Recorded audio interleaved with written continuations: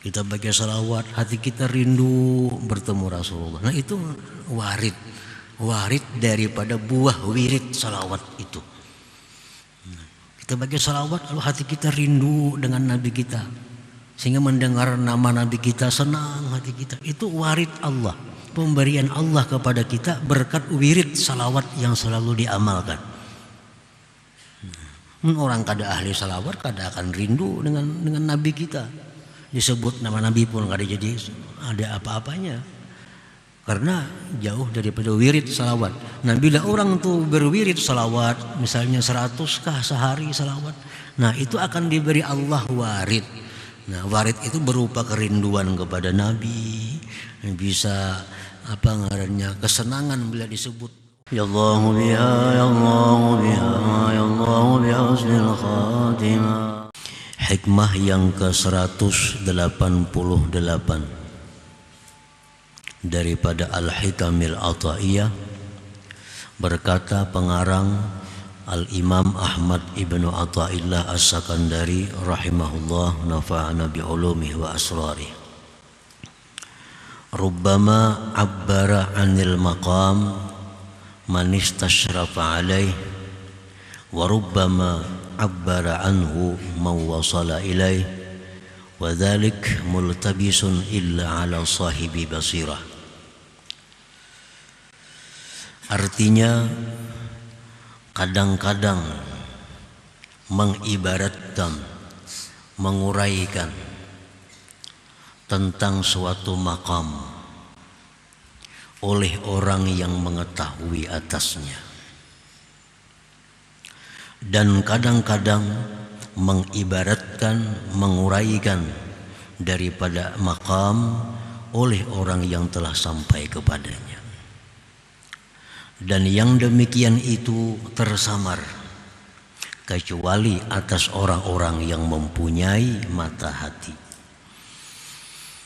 Para muhibbin rahimakumullah, maksudnya adalah rubbama haddatsa 'anil maqam minal maqamat kama maqamiz zuhdi wal khawf wal raja wat tawakkul wa ghairiha man ittala'a alaih wa lam yasil ilaih wa lam yatahaqqaq fi.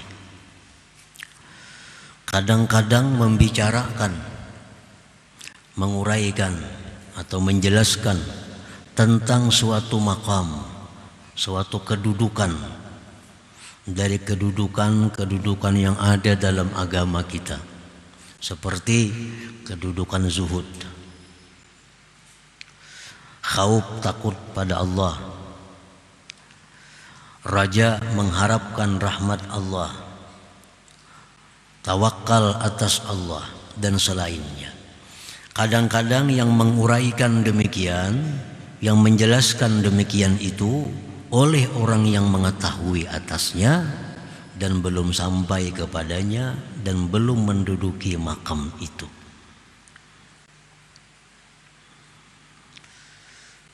Dan itu adalah sesuatu yang biasa, sesuatu hal yang dibolehkan. Ada orang yang menguraikan tentang zuhud. Wah, zuhud itu macam ini, macam itu. Wara macam ini, macam itu. Padahal inya sendiri belum sampai kepada makam yang dikisahkannya itu.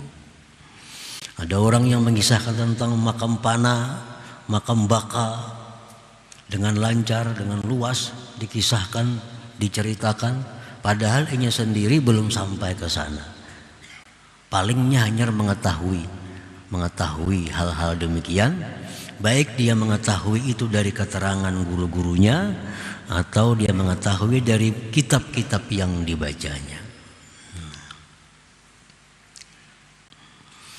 Nah, jadi itu suatu perbuatan yang memang tidak dilarang dalam agama kita, tetapi alangkah baiknya orang yang seperti ini apabila menguraikan tentang yang demikian-demikian itu, dia menyebutkan orang yang mengatanya, supaya jangan memberikan sangka kepada yang mendengar bahwa dia sudah duduk di makam itu. Misalnya dia menguraikan zuhud, nah, inya sendiri belum sampai kepada tingkatan zuhud, Nah, dia uraikan tentang zuhud. Nah, hendaknya dia menjelaskan tentang siapa yang mengata itu. Misalnya menurut Imam Abul Hasan As-Sazili zuhud itu ini. Atau menurut guruku misalnya zuhud itu ini. Agar tidak memberi sangka kepada pendengar bahwa dia sudah sampai di makam zuhud itu. Boleh aja kita menyampaikan demikian.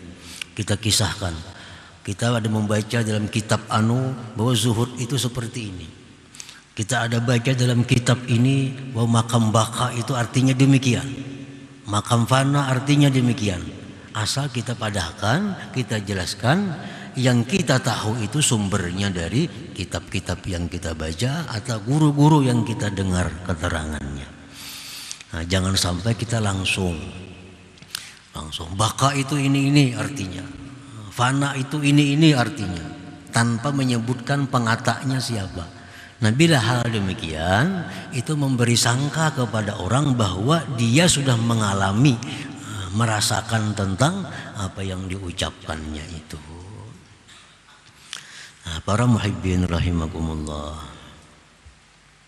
orang membaca buku tentang Mekah misalnya, dia baca buku tentang Mekah, lengkap. Lalu berkisah Makkah tuh ini, ada Hajar Aswad di sini, ada makam Ibrahim di sini.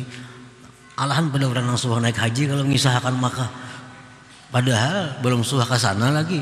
Nah, cuma ini menguasai bukunya atau mendengar banyak kisah-kisah tentang Makkah.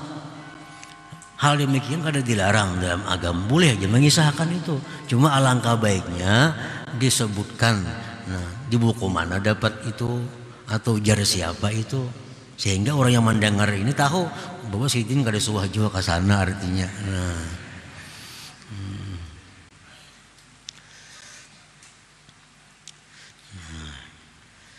dimaksud dengan rubbama abbara anil maqam man istashrafa alaihi wa rubbama haddatsa anhu man wasala alaihi wa tahaqqaqa fihi.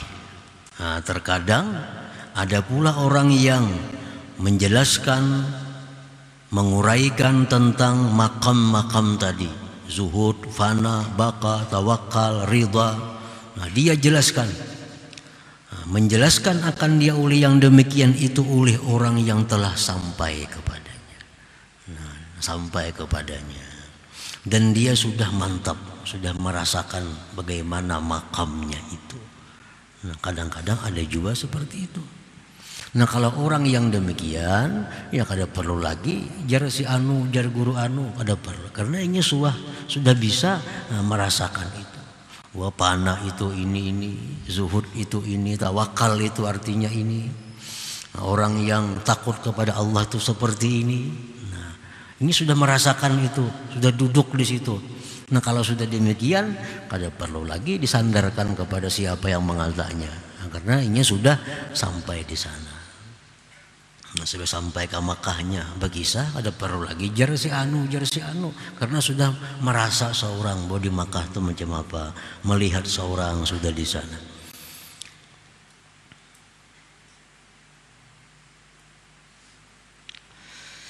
Qadil tabasal farqu baina hadza wa dzak, sungguh samar, artinya tidak jelas perbedaan antara ini dan itu. Nah, ini kita sulit membedakan antara orang yang mengisahkan nih, apakah memang hanya sekedar pengetahuan atau dia mengisahkan itu berdasarkan pengalamannya. Sama lancarnya, sama hebatnya. Yang ini lewat buku, kitab, lewat keterangan guru-guru, dia menguraikan tentang makam-makam agama. Yang satu ini berdasarkan pengalamannya sendiri, dia kisahkan tentang makam-makam agama.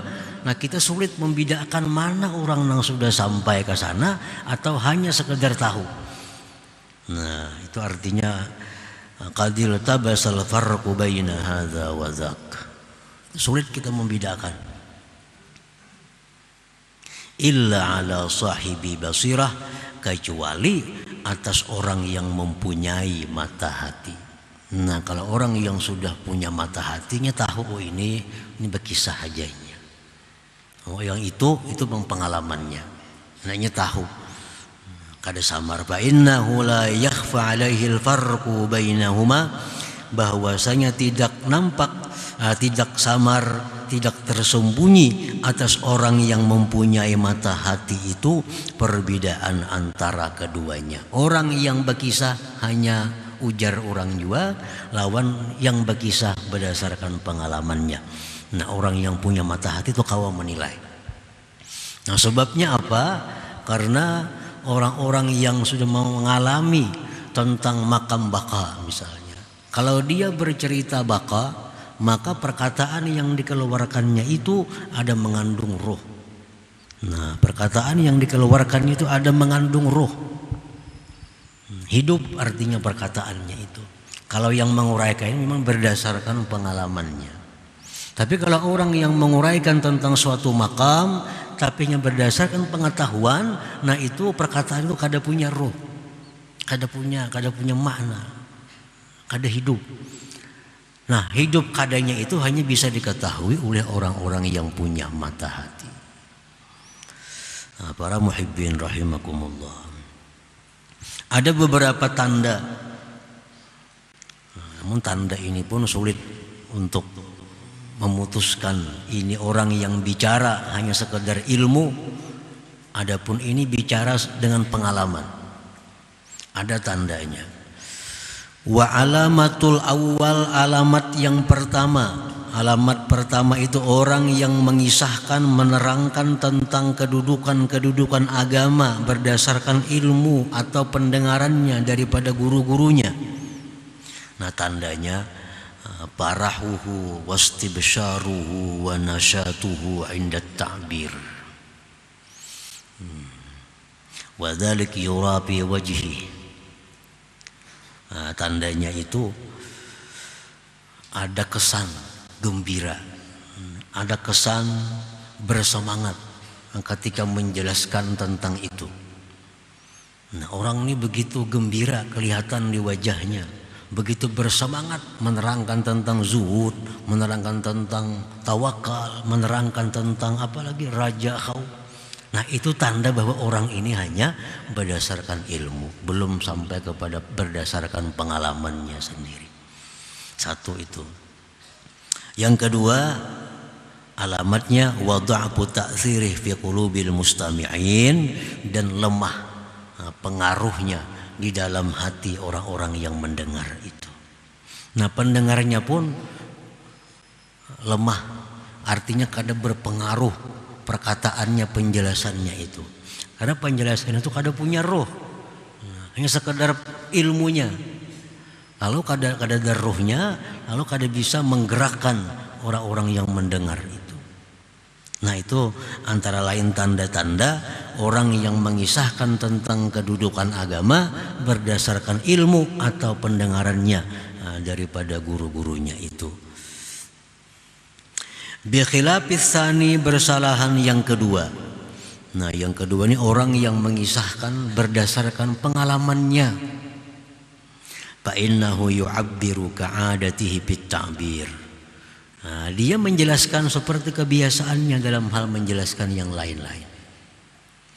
Dia menjelaskan tentang tawakal, ya sama seperti dia menjelaskan hal-hal lain. Kada ada nampak kegembiraan, kada ada nampak semangat, kalian biasa. Nah biasa. Nah ini berarti orang ini memang sudah sampai di sana, memang sudah merasai duduk di sana. Dilihat dari keterangan itu biasa, kada nampak bersemangat, kada nampak gembira di wajahnya. Wa quwwatu ta'thirihi fi qulubil mustami'in, dan kuat pengaruhnya itu takbir pada hati orang-orang yang mendengarnya. Orang yang mendengarnya pun kalau dikisahkannya tentang takut kepada Allah, terkesan dalam hati pendengarnya. Ini menunjukkan bahwa keterangannya itu punya roh, hidup, sehingga bisa menggerakkan hati pendengarnya itu.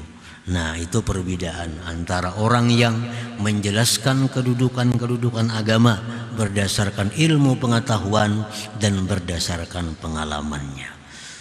Para muhibbin rahimakumullah.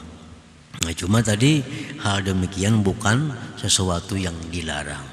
Bukan dilarang. Kita mengisahkan tentang, kita baca buku misalnya, baca kitab, di situ ada tentang keterangan zuhud macam-macam, kita kisahkan, ya kada jadi masalah.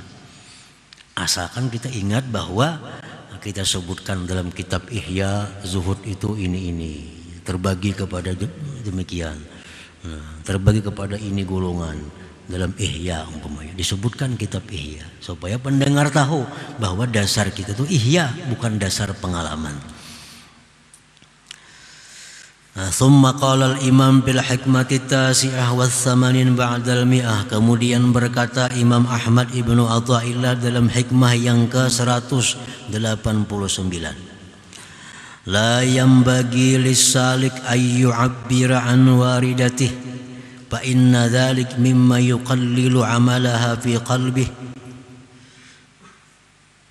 wa yamna'uhu wujudu sidqi fiha ma'a rabbih. Tidaklah patut bagi seorang salik, tidaklah patut bagi orang yang beribadah bahwa dia menguraikan, membuka daripada waridahnya.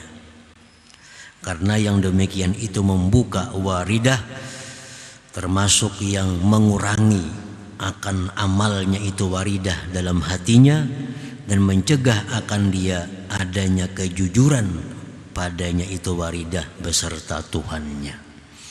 Nah, itu hikmah yang ke-189. Artinya la yajuzu lisalik ayyuhadditsa an waridatih. Tidak boleh bagi seorang salik, bagi seorang yang berjalan menuju keridhaan Allah, tidak boleh dia menceritakan tentang hal-hal yang didapatnya dari sebuah amalan atau wiridnya. Amalan yang kita lazimkan itu disebut wirid, itu kan wirid. Nah, apabila kita melaksanakan wirid ini, Allah akan memberi kita sesuatu yang disebut dengan warid. Jadi yang dari kita kepada Allah namanya wirid, balasan dari Allah ke kita namanya adalah warid. Nah, apabila kita berwirid lalu kita diberi Allah warid, jangan dikisahkan warid itu, jangan dikisah-kisahkan. Warid itu bisa ketenangan hati, bisa kegembiraan, bisa kerinduan kepada Allah. Nah, itu warid. Atau bisa ketakutan kepada Allah. Macam-macam warid itu, tergantung wirid yang kita amalkan. Nah, jadi kada boleh bagi seorang salik, bagi seorang yang beribadah kepada Allah, dia mengisahkan, membicarakan tentang waridnya itu. Apa contohnya warid itu? Katuma'ninatil qalbi, seperti ketentraman hati. Ketentraman hati. Misalnya kalau kita ini mengamalkan la ilaha illallah, la ilaha illallah, la ilaha illallah, datang kesejukan dalam hati. Nah, datang ketentraman di dalam hati, lupa segala kesusahan hidup. Nah, itu ngarannya namanya warid. Nah, jangan dikisahkan ke orang. Aku kan membuat itu tenang hati, jangan dikisahkan ke itu. Jangan. Karena Tuhan kada memberi lagi. Ya Tuhan ini kada kau menyimpan rahasia, ini kisahkan terus. Kita kan kada kau mengawani orang nang kada kau menyimpan rahasia. Kita ini bisi kawan kada kau menyimpan rahasia. Kita kan mau ngawani. Nah, apalagi Tuhan. Warid ini pemberian Tuhan yang istimewa kepada orang yang berwirid. Jangan dikisah-kisahkan itu.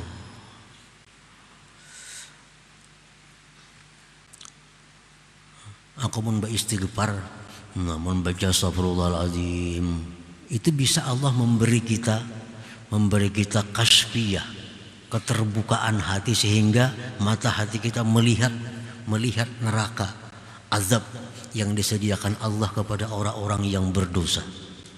Nah, bila kita baca istighfar, kelihatan neraka oleh hati kita, menangis kita. Nah, itu namanya warid. Jangan dikisahkan itu. Kok kamu bilang baca istighfar itu menangis tuh bang? Jangan dikisahkan itu. Katuma'ninatil qalbi, seperti ketentraman hati, awil kasfi, atau keterbukaan. Illa an syaikhin mursyidin, kecuali boleh kita kisahkan kepada guru yang membimbing kita. Kisahkan. Ulun guru gue kalau membaca ini, hati ulun asa kayak apa, kayak ini. Apakah itu bujur atau kada? Kisahkan. Mimpi yang bagus pun, mimpi pun jar Nabi jangan dikisahkan, kecuali kepada orang yang nasih, yang bisa memberikan nasihat kepada engkau. Nah, ini mimpi, apalagi ini warid. Nah, mimpi pun jangan dikisahkan, kecuali kepada orang-orang yang nasih, yang memberikan nasihat kepada engkau. Bal yukhfiha, bahkan dia sembunyikan itu waridah. Nah, sembunyikan, wa yasunuha, dia pelihara, jaga, jangan sampai ketahuan orang nih. Jangan sampai ketahuan orang. Karena itu warid, kalau kita sembunyikan hanya antara kita dan Allah, nah itu akan selalu bertambah datangnya warid, itu akan bertambah. Kalau kita hari ini la ilaha illallah, kita baca ada ketentraman hati, kita sembunyikan, nah kayaknya kita baca lebih tentram lagi, Allah akan menambah. Karena dianggap Tuhan, oh ini orang amanah, ini orang amanah, bisa menyimpan sesuatu yang berharga yang diberikan oleh Allah Subhanahu wa ta'ala. Lianna nafsahu tajidu bidalik lazzatan wa nshiraha fataqwa bihi sifatuha fayakillu sababu dhalik ta'sirul waridat fi qalbi bal yatmahil. Karena nafsu merasakan pada yang demikian itu, mengisahkan tadi, nafsu ada merasakan kelezatan, kelapangan. Nah, ini kita dapat warid nih, kita berzikir, kita baca Quran, dapat kita ketenangan, kita kisahkan lawan orang. Nah, kita mengisahkan tuh ada kelezatan bagi nafsu kita. Nafsu kita senang, kita kisahkan tuh nafsu kita gembira. Nah, maka berarti kita memperkuat nafsu kita. Hendaknya nafsu ini ditekan, jangan sampai dia ada lezat, jangan sampai nafsu ini gembira. Karena nafsu bila ditekan, nah dia akan menjadi baik. Kalau nafsu ini dikembangkan, nah dia akan menjadi nafsu. Nah, kalau kita kisahkan hal-hal yang istimewa diberi Allah, kita kisahkan, nafsu ini jadi senangnya. Nah, nafsu jadi nyaman. Itu berarti kita memperkuat nafsu yang ada dalam diri kita, yang mestinya nafsu diperangi, mestinya nafsu dilawan. Dengan demikian kita jadi memperkuat nafsu. Maka sedikitlah sebab yang demikian pengaruh itu warid tadi dalam hatinya, bahkan bisa hilang. Namun kita kata mengisah-ngisahkan itu kita main bedikit, akhirnya hilang. Karena Allah sudah kada percaya lagi menitipkan waridnya kepada hambanya ini. Nah, para muhibbin rahimakumullah, orang baca salawat misalnya, bila kita baca salawat itu misalnya, itu Allah bisa memberikan kita kecintaan kepada Rasulullah. Kita baca salawat, hati kita rindu bertemu Rasulullah. Nah, itu warid daripada buah wirid salawat itu. Kita baca salawat lalu hati kita rindu dengan Nabi kita, sehingga mendengar nama Nabi kita senang hati kita. Itu warid Allah, pemberian Allah kepada kita berkat wirid salawat yang selalu diamalkan. Orang kada ahli salawat kada akan rindu dengan Nabi kita. Disebut nama Nabi pun kada jadi ada apa-apanya. karena jauh daripada wirid salawat. Nah bila orang tuh berwirid salawat, misalnya 100 sehari salawat, nah itu akan diberi Allah warid. Nah warid itu berupa kerinduan kepada Nabi, bisa apa ngarannya kesenangan bila disebut orang nama Nabi kita, itu ada anugerah dari Allah. Jangan dibuka kepada orang-orang lain. Jadi as-saliku fi hali sulukihi ma'murun bi kitmani ilmihi wa amalihi wa hali waridatih. Seorang salikin itu pada waktu suluknya itu disuruh, diperintah menyembunyikan ilmunya, menyembunyikan amalnya, menyembunyikan keadaan waridnya itu. Fa ifsa'uhu lidzalik min qillati ikhlasihi wa adami sidqihi li rabbih. Membuka rahasia yang demikian itu adalah alamat sedikit keikhlasannya dan ketiadaan jujurnya dia bagi Tuhannya Allah Subhanahu wa taala. Kalau kita buka rahasia-rahasia yang diberikan Allah kepada kita berupa warid tadi, ketentraman hati bila berzikir, takut kepada Allah bila membaca ini, timbul takutan kepada Allah. Nah itu warid tuh. Bila itu dibuka, nah itu menunjukkan kurang ikhlasnya kita dan menunjukkan kita kada jujur dengan Allah Subhanahu wa taala. Nah para muhibbin rahimakumullah, jadi apa-apa yang diberi Allah kepada kita sebab wirid yang kita amalkan, maka simpan itu, sembunyikan sedalam-dalamnya dalam hati kita. Kalau hendak mengisahkan, ya kisahkan kepada seorang guru yang membimbing kita. Mungkin ada keterangan-keterangan tambahan daripada warid yang didapat itu.